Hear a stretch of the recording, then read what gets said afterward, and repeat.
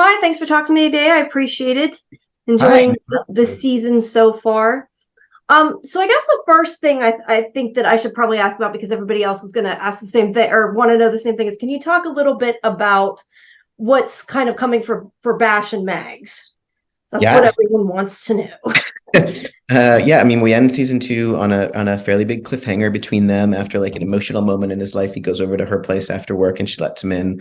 And I would say that in season three, we tell, we had teased these two for 2 seasons. They have great chemistry. They're two really great actors on screen together, and that chemistry is really fun and amazing to write for. And then we just at some point while writing season two, we started thinking, we got to get these two together for realsies and see, what that's like, because they have one of the reasons they have chemistry is because they have a good friction. They see things differently. They take the opposite side of almost every argument. And we wanted to see what that would look like, and how they would bump up against each other and sort of maintain that chemistry and how they would challenge each other. And so season three invests in the relationship. They go out there and they're going to be a couple, and there's peaks and valleys like there always are. And ultimately it lets us access both of those characters in a way that we wouldn't otherwise have been able to do individually.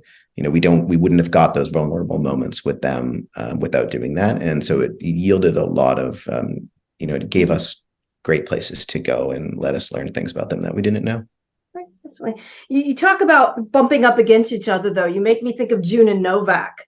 They have a few interesting scenes. They're still fighting their way. Can you talk a bit about that? What's Yeah, what's I mean, what's coming for them? we love writing for those two. Neither of them takes anything from each other. They just keep pushing back and pushing back. Also have great on-screen chemistry. We discovered well. June is a person. She's one of our like main characters. Who Mhm. the audience cares about really deeply, and she's one of the things I'd always admired about her is that she's constantly trying to improve herself. Like she's out there always identifying her blind spots and trying to get better. And one of the blind spots that she identifies for herself is that she's not great. Like she wishes she was more vulnerable. And she encounters this guy, Dr. Novak, and he's running this fancy trauma OR, which is like an innovative way where they do surgery in an emergency department, which is a real thing, but it doesn't exist in most emergency departments. And he's not great with patients at all. He's a very difficult individual. Some might call him toxic, and she identifies that if she can work with this guy, if she can, if she can be strong enough to be his emotional Sherpa, as she sometimes says, then she herself will be like a better doctor, a more successful doctor, and what she thinks, although she doesn't really articulate it, but what she thinks is like a better person. So she sets herself up for this challenge. And what we found is that they have great chemistry. I mean, They he's do. got his problems for sure, but they kind of hash it out together in a way that you kind of see both of them growing and both of them challenging themselves. And so we discovered early on in season three that they were fun to write to. And so it ends up being a relationship that we really invest in over time. I was going to say I think they balance each other well. They both kind of their flaws, I guess. So I guess the other main character we should probably talk about is Theo and the helicopter crash. How is that going to affect his work, let's say, this season? Because obviously that changes him, what's happened. Yeah, he's gone through a trauma, a sort of a real-time trauma. And Theo's story has always been, he's a person who sort of loses sight of himself as this show happens. It sort of happens towards the middle end of season one, where he makes some decisions that he wasn't quite happy with where his life was meant to be going, and he kind of uproots it. And there are all these consequences that you kind of see unfurl over season two. And the helicopter crash really puts a fine point on Theo having lost sight of himself. And then he has to sort of start from the bottom while sort of dealing with post-traumatic stress. And that's a really, really hard thing. Our show is, post-traumatic stress is obviously like a thing that our show explores Mhm. quite a bit. And this was a way of exploring it from another perspective. And so we see him, in a sense, like starting from rock bottom, while trying to find himself again. And he's in the first few episodes of season three, he's in that very heightened place where he still hasn't quite come down. Like he's sort of vibrating from he's feeling everything too much and overreactive, and he's still in it essentially. And so he goes on a little journey of not quite seeing that, seeing it, and starting to feel where it's left him, and it takes him through a lot of changes. Yeah, I was gonna say maybe seeing how other people see him too. I think he needs to work on a bit. Oh, the new characters. Talk a bit about Rika Sharma's character. Yeah, Rekha Sharma plays Dr. Devi, who comes to Transplant as the new new chief of the emergency department. She's got like big shoes to fill because she's replacing John Hanna, Dr. Bishop, who was sort of had been there forever and was sort of a real institutional force in the department. And Dr. Devi comes, with big ambitions in terms of bringing change, and she's very patient focused, and she has a sort of a public policy background, and she has a lot of great ideas, and she's a deeply human, kind of hard on her sleeve person who the audience is really going to want to like. But because she also is ambitious in terms of the way she's bringing about change, and it's, as we all know, like it's very hard to bring change to a big institution. You push it pushes back really hard, and on Transplant we just try to tell that story in as real way as possible, that you can have great ideas, but it's very difficult to put those ideas in place. And so, she's a sort of an antagonist in the sense that she's bringing change and destabilizing everybody. She's not a villain because you root for her, but she also, in that she brings change to Bash, to other characters, the audience is kind of caught in between, liking her and seeing the way she's challenging the characters that they've kind of grown to love over the few seasons. Yeah, I was going to say, obviously she kind of she doesn't agree with him wanting to go into trauma surgery and all that. So I want to ask, obviously he has struggled with other things and now he has a place at the hospital. So it's good in that way, but is he going to sort of be willing to, I guess, push back a bit on that? Or is he sort of kind of laying low because, now that the person he's used to running it is not there?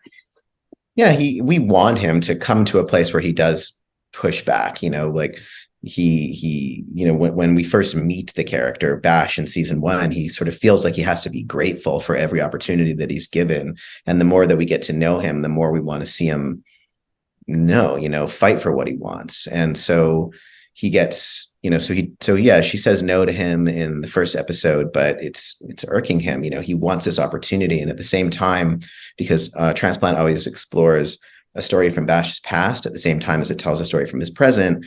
And at the same time as we're sort of engaging in this want that he has, he's remembering his own childhood back home before the war that destabilized his country, where he actually was on a path as a younger man where he was destined to be a trauma surgeon. Both his parents were surgeons. And so we see him kind of engaging with the future that he thought he had, and having this kind of pull to rebuild it right now where he is, to get back to the place that he was before things happened to him. So we want to explore that want. And then of course, when he gets it, or when he gets the opportunity, we want to show how hard it is, or always trying to show, Bash caught in multiple places, between worlds, and sort of partly a surgeon, partly not a surgeon is one of those worlds we were able to explore. I was just thinking, when I talked to Hamza last season, he had said that he thinks his biggest flaw is that he doesn't give himself enough self-love, that he doesn't take care of himself enough. Do you agree with that? And is he maybe doing a little bit better on that front? I do agree with that. And the one refrain that people have said to him that we see about the character is that he should be allowed to want more. He doesn't, what he knows is to want basic survival, because he spent such a long time just trying to stay alive, to keep himself alive and to keep his sister alive. And that really has imprinted on him. And he has a hard time seeing that he's kind of safe now, and that he's allowed to be selfish, like the rest of us, to want more out of life, whether it's love, because that's, a sort of an emotional thing that gets in the way or that challenges his relationship with Megs. Is he allowed to want love, or professional or silly things that we all want and need in life? And so it's kind of one of the sort of core things we would describe about the characters. Rania, his former fiance from back home, asks him that question kind of really directly in season 2. And it's a thing that we are constantly coming back to and asking about him. Yeah. Well, we've discussed a lot of the different things, but is there anything else coming up that we haven't discussed that you can tease about what, the characters, what's coming for them this season? Yeah, I mean, one thing that we're really excited about in season 3 that's coming towards the final third of it is that Bash, we're telling the story over the season about Bash becoming a Canadian citizen, and which is a really interesting kind of an emotional story to go through that provides novel story points and a strong emotional backbone for Bash's story. And eventually in the season, he succeeds at that, and he gets a passport. This person hasn't been able to travel, and since coming to Canada because he hasn't had a passport, and he gets a passport and he's able to go back overseas, to close to where he's from, and he goes to work he goes to do medical work, and it's just a story that we tell, in a way that we're trying to directly connect him with his past, and that we're really excited about it. It's something that we do later in the season. All right. Well, I see we're at about 10 minutes. I just wanted to ask you really quick. Can you talk about balancing, like when you write, as from a writing standpoint, like how much you put in hospital versus, personal, because obviously both parts are important, because you still have to have the medical stuff or it's not a medical show, but you want to have their relationships and everything else too. So how do you balance that? I mean, in terms of just like the pure production reality of it, Transplant's about 75% in the hospital and 25% out. But I would say that one of the guiding forces among the writers is that every single scene, whether it's with the patient or without, is about one of our main characters. Like the patient stories only exist to serve like what Bash is going through. Like if in season 1 premiere there's a patient with DID, and that story hopefully is interesting in its own right, but it's really there to explore Bash, who's fractured as a person. And so I'd say 100%. We try to craft interesting patients, but we try to have all of the DNA be about, Bash or Megs or June or Theo or Devi or Novak or any of the characters that we enjoy writing for. I'll just ask you really quick. What's your favorite scene that you can talk about from this season? Is there anything that or from last season, if you can't, like what's kind of your favorite thing that sticks out?